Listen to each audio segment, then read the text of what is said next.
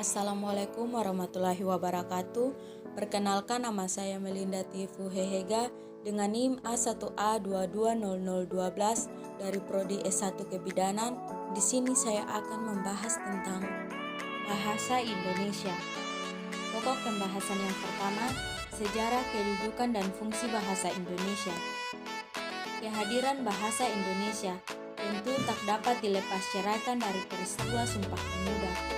Peristiwa yang digadang-gadang berlangsung pada 28 Oktober 1928 ini menjadikan tonggak penghormatan setinggi-tingginya terhadap bahasa Indonesia sebagai bahasa persatuan di Nusantara. Sumpah Pemuda 1. Kami putra dan putri Indonesia mengaku bertumpah darah yang satu tanah air Indonesia. 2. Kami putra dan putri Indonesia mengaku berbangsa yang satu bangsa Indonesia. 3. Kami putra dan putri Indonesia menjunjung bahasa persatuan bahasa Indonesia. Realitas kebahasaan di Indonesia menunjukkan bahwa bahasa yang ada atau dipakai di Indonesia tak hanya bahasa Indonesia, sebab terdapat bahasa daerah dan bahasa asing. Ketiganya hadir saling mengisi dan tak jarang kerap saling mendominasi antara satu dengan yang lain. Bahasa daerah. Jumlah bahasa daerah yang ada di Indonesia begitu luar biasa banyaknya. Sayangnya, tidak semua bahasa daerah mampu bertahan. Berbagai faktor menjadi sebab punahnya suatu bahasa daerah. Misalnya saja ketiadaan penutur. Kedudukan bahasa daerah memiliki kedudukan sebagai bahasa budaya atau bahasa kultural. Bahasa asing. Beberapa bahasa asing yang terdapat di Indonesia antara lain bahasa Inggris, bahasa Arab, bahasa Prancis, bahasa Mandarin, dan bahasa Jepang.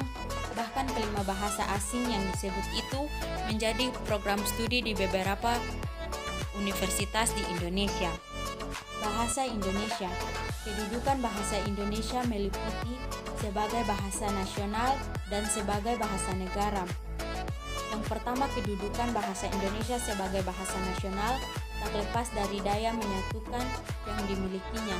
Yang kedua, kedudukan bahasa Indonesia sebagai bahasa negara tak lepas dari hal ihwal yang bersifat formal dalam penyelenggaraan kenegaraan. Pokok pembahasan yang kedua, bahasa Indonesia ragam ilmiah. Ragam bahasa, yang pertama bahasa sastra, yang kedua bahasa berita, yang ketiga bahasa resmi, yang keempat bahasa santai, yang kelima bahasa ragam ilmiah.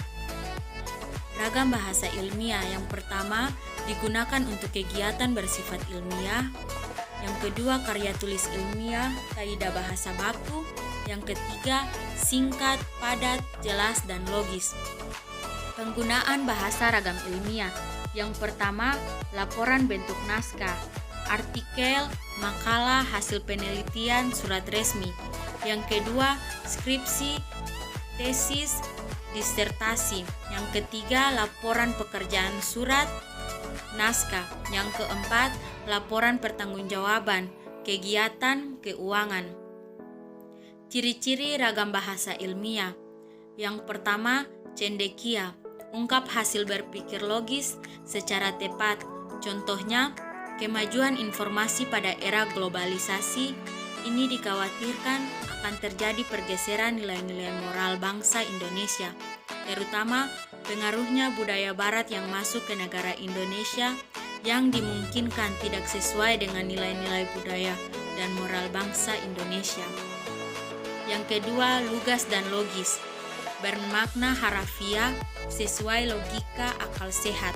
Contoh, kalau pada zaman Sunan Kalijaga, dalam kesenian wayang termaksud ceritanya digunakan sebagai media penyebaran agama. Maka di masa sekarang lebih tepat apabila penanaman budi pekerti dalam cerita wayang melalui pengajaran apresiasi.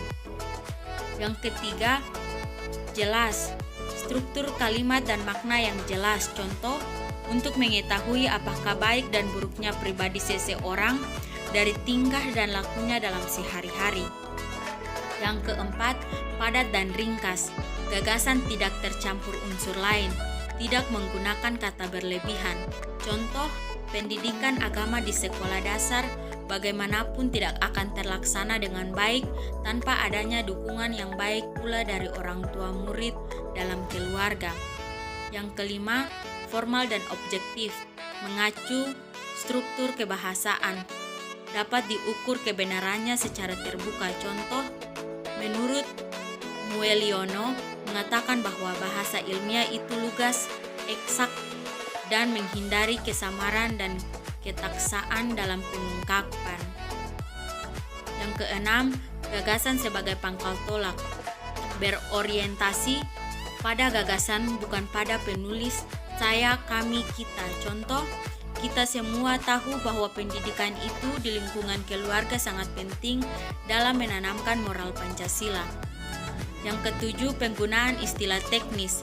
Menggunakan istilah teknis sesuai dengan bidangnya. Contoh, perbedaan antara investasi, pembelian bahan akhir perusahaan, dan depresiasi disebut jaringan investasi.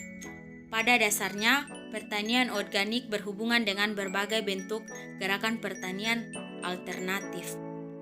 Yang kedelapan, konsisten. Penulis harus ajak atau taat asas dari awal sampai akhir tulisan. Contoh, untuk mengatasi bahaya kelaparan pada musim kemarau 2013, masyarakat dihimbau untuk menghemat penggunaan beras dengan sistem diverifikasi pangan dan menggalakkan kembali lumbung desa. Pokok pembahasan yang ketiga, penggunaan bahasa Indonesia ragam ilmiah dalam penulisan dan presentasi ilmiah. Problematika dalam penerapan bahasa Indonesia ragam ilmiah. Yang pertama, kesalahan kalimat. Yang kedua, kesalahan paragraf. Yang ketiga, kesalahan penalaran. Yang keempat, kesalahan pemakaian kata atau diksi. Yang kelima, kesalahan ejaan dan tanda baca. A. Pengertian bahasa Indonesia ragam ilmiah. Ragam bahasa Indonesia pada hakikatnya adalah variasi penggunaan bahasa oleh para penutur bahasa itu. Dengan konsep itu, keberadaan bahasa Indonesia resmi dalam penggunaan bahasa Indonesia oleh para penuturnya merupakan salah satu bentuk variasi bahasa dari variasi bahasa Indonesia lainnya. Hal penting yang perlu dipahami adalah bahwa bahasa Indonesia resmi digunakan pada tempat atau suasana yang resmi. B. Karakteristik bahasa Indonesia ragam ilmiah. Pada saat menulis tulisan ilmiah, penulis harus menunjukkan karakteristik bahasa Indonesia ragam ilmiah, yaitu sifat yang cendekia, lugas dan jelas, menghindari kalimat pragmatis, bertolak dari gagasan, formal dan objektif, ringkas dan padat, dan konsisten. C. Menggunakan bahasa Indonesia ragam ilmiah dalam menulis dan presentasi ilmiah. Menggunakan bahasa Indonesia ragam ilmiah berarti dalam tujuan menulis dan presentasi kita berpedoman pada bahasa Indonesia yang baik dan benar. D. Pengertian presentasi ilmiah. Secara bahasa, presentasi ilmiah berasal dari kata presentasi dan ilmiah. Yang pertama, presentasi berasal dari bahasa Inggris yang berarti menyajikan atau memaparkan. Yang kedua, ilmiah berarti bersifat ilmu. Secara ilmu pengetahuan memenuhi syarat ilmu pengetahuan. E. Bahasa Indonesia ragam ilmiah dalam menulis dan presentasi ilmiah. Menggunakan bahasa Indonesia ragam ilmiah dalam menulis dan presentasi ilmiah berarti memanfaatkan potensi bahasa Indonesia untuk memaparkan fakta, konsep, prinsip, teori, atau gabungan dari keempat hal tersebut secara tertulis dan lisan. Pokok pembahasan keempat, tata tulis atau ejaan, pembentukan kata, dan tata pemilihan kata. A. Tata tulis atau ejaan.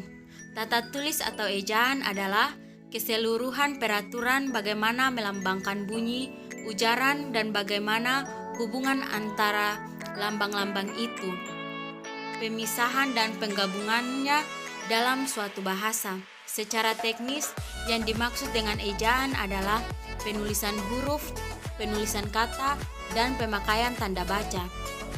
Yang pertama, penulisan huruf. Dalam ejaan, bahasa Indonesia disempurnakan penulisan huruf mengangkut dua masalah, yaitu besar atau kapital dan penulisan huruf miring. 2. Penulisan kata. Penulisan kata mengenal bentuk kata dasar, kata turunan atau kata berimbuhan, kata ulang, dan gabungan kata.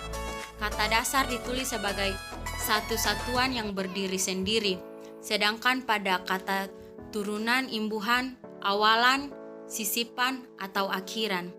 3. Pemakaian tanda baca. Pemakaian tanda baca dalam ejaan bahasa Indonesia yang disempurnakan mencakup peraturan.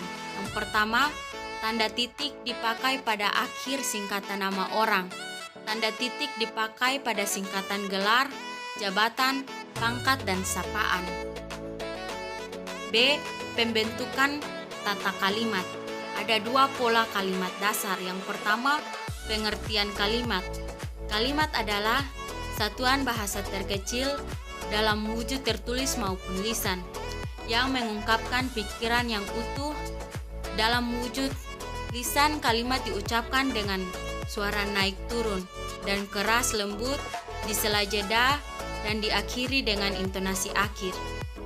2. Kelengkapan unsur sebuah kalimat. Suatu kalimat yang baik harus mengandung unsur-unsur yang lengkap. Kelengkapan unsur sebuah kalimat sekurang-kurangnya harus memenuhi dua hal, subjek dan predikat. Jika predikat kalimat itu berupa kata kerja transitif. C. Tata penulisan kata. Ketepatan dalam pemilihan kata berkaitan dengan kemampuan memilih kata yang tepat dapat mengungkapkan gagasan secara tepat, dan gagasan itu dapat diterima secara tepat pula oleh pembaca. Pokok pembahasan kelima, penulisan kalimat efektif, penulisan paragraf, dan teknik pengembangan paragraf. A. Kalimat efektif. 1. Pengertian kalimat efektif adalah kalimat yang dapat menimbulkan gagasan yang sama. 2. Ciri-ciri kalimat efektif. Yang pertama, kesatuan gagasan setiap kalimat harus menunjukkan adanya kesatuan gagasan yang ditandai oleh adanya suatu ide tunggal. Yang kedua, kepaduan setiap kalimat harus disusun dengan koherensi atau kepaduan yang baik dan kompak antar unsurnya. B. Paragraf. 1. Pengertian paragraf. Pada umumnya terdiri atas sejumlah kalimat. Sejumlah kalimat itu kait-mengait sehingga membentuk satu kesatuan. 2. Bentuk paragraf. Dilihat dari segi bentuknya dapat dibedakan menjadi 3, yaitu bentuk lekuk, bentuk lurus, dan bentuk gantung. C. Pengembangan paragraf. Pengembangan paragraf marsupial, cara penulis untuk mengembangkan pola pikiran dalam suatu paragraf. Yang pertama, pengembangan paragraf teknik terbagi menjadi 3. Pengembangan paragraf secara ilmiah alamiah, pengembangan paragraf secara klimaks dan anti klimaks, pengembangan paragraf umum ke khusus dan khusus ke umum. 2. Pengembangan paragraf berdasarkan isinya terbagi menjadi 6. Yang pertama, pengembangan paragraf perbandingan dan pertentangan, pengembangan paragraf secara analogi, pengembangan paragraf dengan contoh-contoh, pengembangan paragraf dengan sebab akibat, pengembangan paragraf dengan pembahasan definisi, pengembangan paragraf dengan klasifikasi. Pokok pembahasan ke-6, membaca kritis untuk menulis. A. Pengertian membaca kritis. Membaca kritis adalah kegiatan membaca untuk mendapatkan informasi relevan dan diperlukan untuk tulisan yang akan dipaparkan. B. Membaca sebelum melakukan proses penulisan. Karena pada saat proses penulisan, kita membutuhkan informasi yang akan dikembangkan. Oleh karena itu, untuk mengembangkan informasi dalam penulisan kita harus membaca terlebih dahulu. C. sikap skeptis dalam membaca kritis untuk menulis. Skeptis adalah sikap ragu-ragu atau kurang percaya. Mengapa? Kita tidak bisa menerima begitu saja apa yang ditulis orang lain. Karena itu, kita harus menguji terlebih dahulu dari informasi yang ditulis orang lain dengan cara mencari bukti yang sesuai. Sekian dan terima kasih.